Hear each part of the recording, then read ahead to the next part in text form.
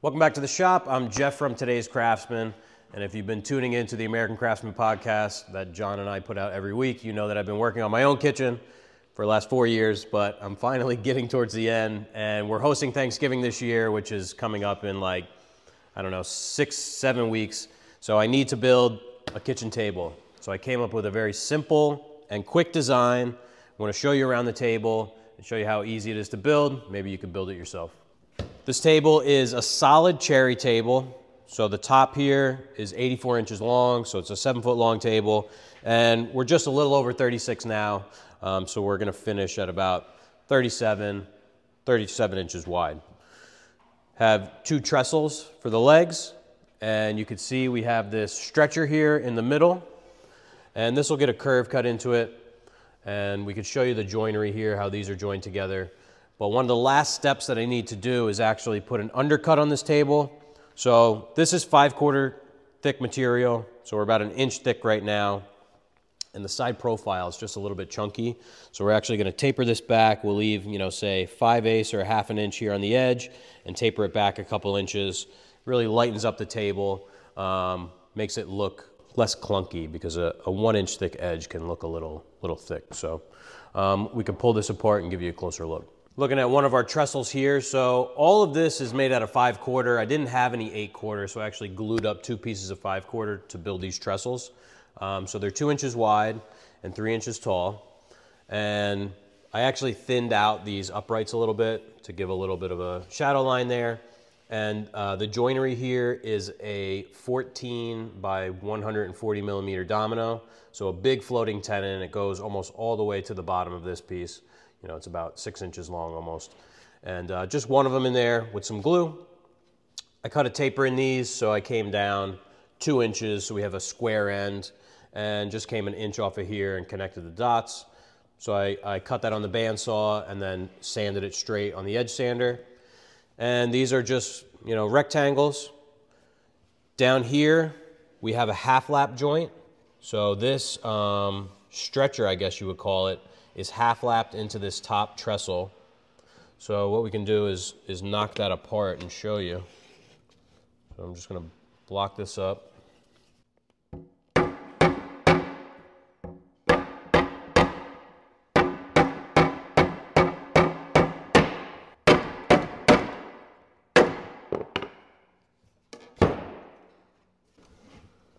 So I actually used a cutoff from this piece as a spacer to make sure that I had this fit.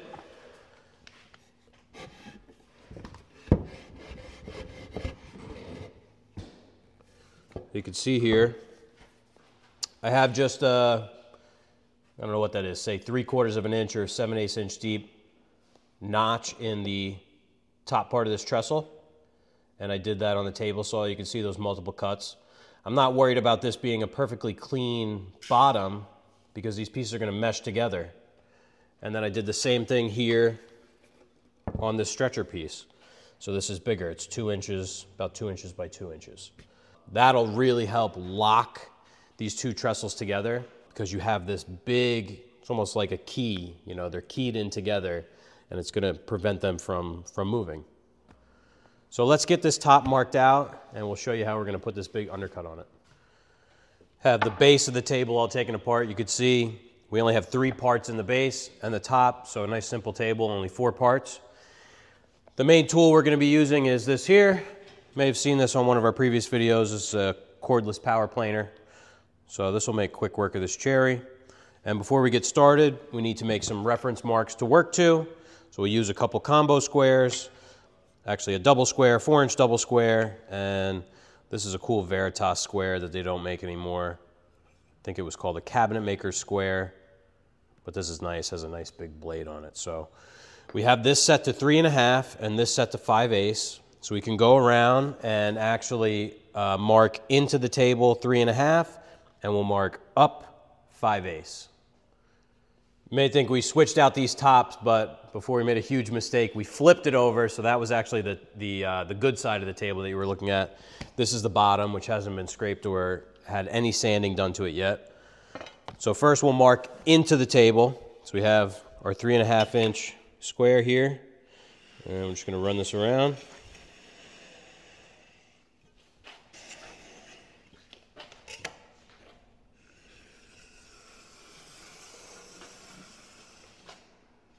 So that's how far we'll be coming into the table. That'll leave me an inch of flat here on either side, you know, between my trestle. And we'll come up 5/8 here.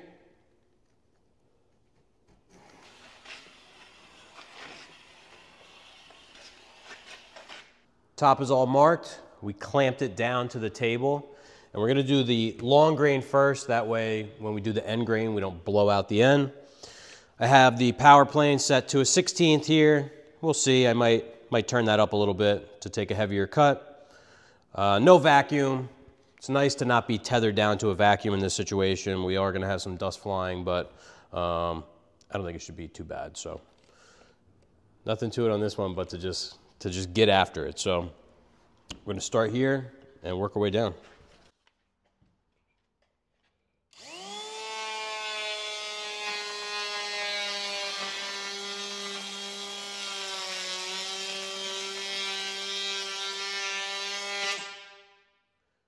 So I'm trying to sort of approximate this angle as I'm going, and then, you know, as you get down, you're gonna try and follow your lines.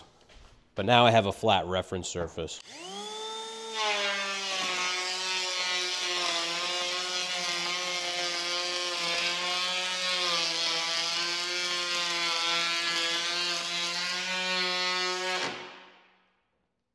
I'm getting a lot of tear out, so I'm gonna actually turn around and start to go this way.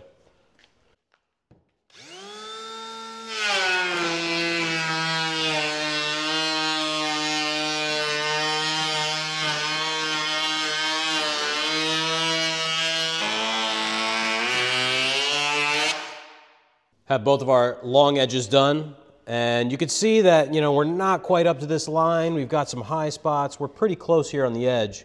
And this is really the point that matters, is that you keep this nice and straight all the way across the table, and this we can feather in.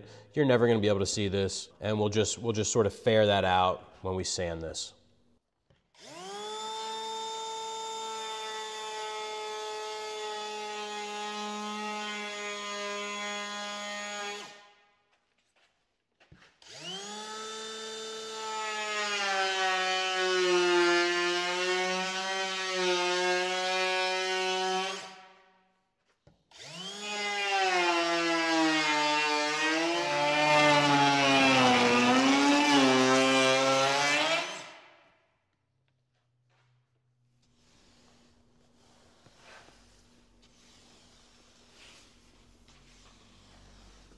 We're all roughed in with the power plane. You can see some of these deep marks, a lot of this chatter, some tear out.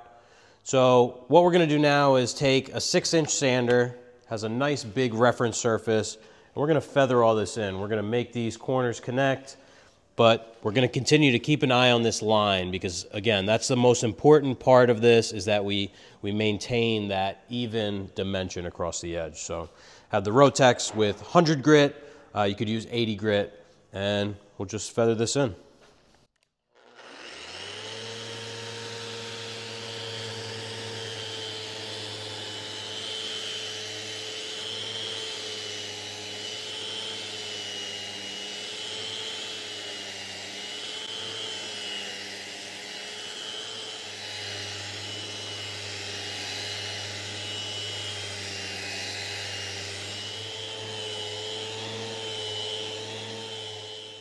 Have two sides about 80% of the way done. You know, we need to feather this back some more, but this gives you a good idea of what it'll look like. Now we can set the table up and show you how this undercut really lightens up the tabletop.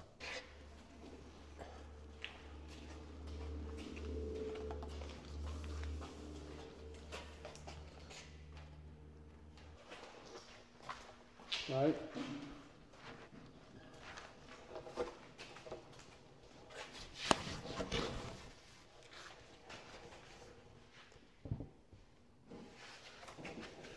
Our top is on the base, and you can see what a difference it makes to thin this edge out.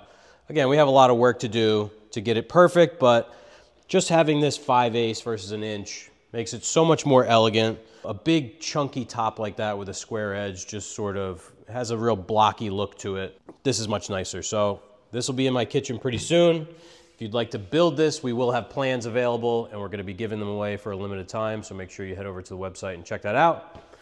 If you have any questions about this table or anything else, be sure to leave them down in the comments. We'll see you next week.